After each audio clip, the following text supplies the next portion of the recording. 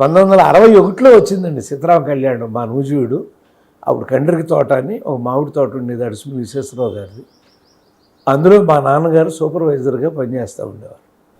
ఆ సినిమాకి వెళ్ళి జీవితంలో మర్చిపోలేని అనుభవం అండి.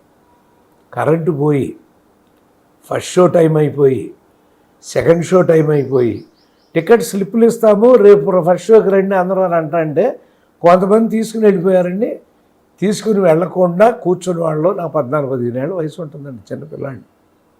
అలాగే కూర్చున్నారు చూడాలి సినిమా.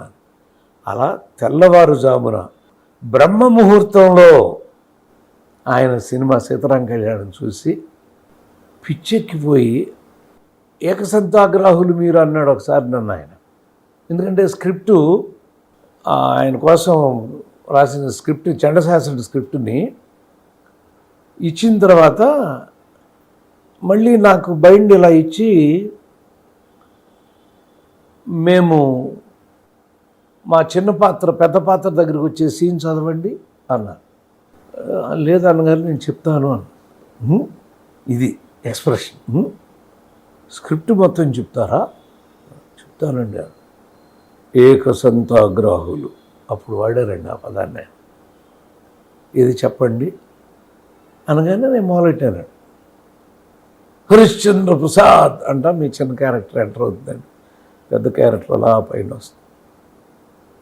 మా పోలికలతో ఉన్నాడు ఎవరి బుడతాడు, ఎవరు నువ్వు? కార్మిక శక్తిని, కర్షక చైతన్యాన్ని, పీడిత ప్రజల ప్రతినిధిని. ఎప్పుడు పుట్టావు అనగానే ఇలా ఆపారండి. ఇక చూడాలండి, డైరెక్ట్గా పిడుగొచ్చి నా గుండెలో పడినట్టు. ఆయన అలా ఆపితే 2 కారణాలండి. ఒకటి స్క్రిప్ట్ నచ్చకపోతే ఆపాలి. 2 నా మైండ్లోకి ఇమ్మీడియట్గా వచ్చింది ఏంటంటే తెలియకుండా ఆయన డిక్షన్ నేను ఇమిటేట్ చేస్తున్నాను.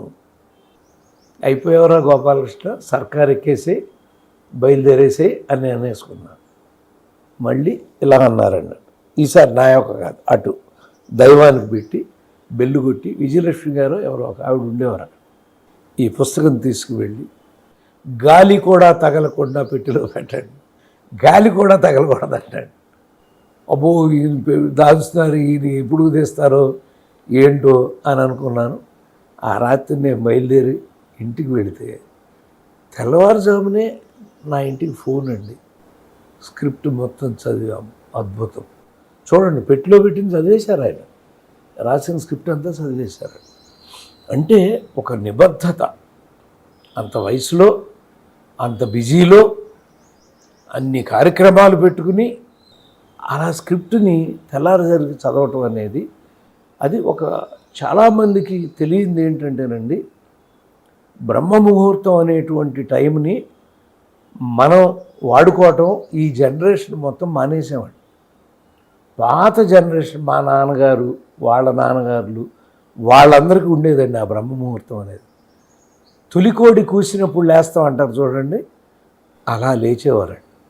అలా లేచి ఆ టైంలో వాళ్ళందరూ కూడా కార్యక్రమాలు చేసుకుంటా చేనుకు బయలుదేరి వెళ్ళి తెల్లవారుజామున ఎండ ఎక్కకముందు, ఎందుకంటే ఆ ఎండతో దెబ్బతినలేక ఎండ కొంచెం తట్టుకునే లోపు ఆ దొనడం అనేది అయిపోవాలండి అక్కడ.